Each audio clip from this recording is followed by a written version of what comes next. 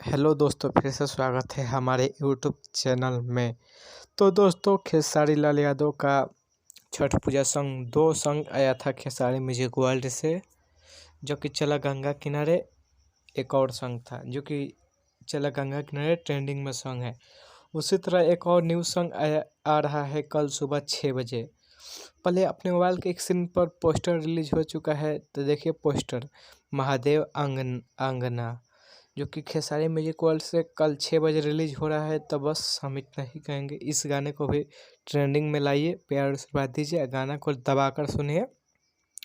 जो सॉन्ग आया था छठ पूजा का 2, एक और ये आ गया सॉन्ग, लगातार सॉन्ग आएगा। छठ पूजा के बाद भोजपुरी भी सॉन्ग आएगा। अगर हमारे यूट्यूब चैनल पर नए हैं तो चैनल को सब्सक्राइब कर लीजिएगा भोजपुरी का हर खबर ताज़ा देखने के लिए। तब तक के लिए बाय, मिलते हैं नेक्स्ट वीडियो में। जय हिंद, जय भोजपुरी।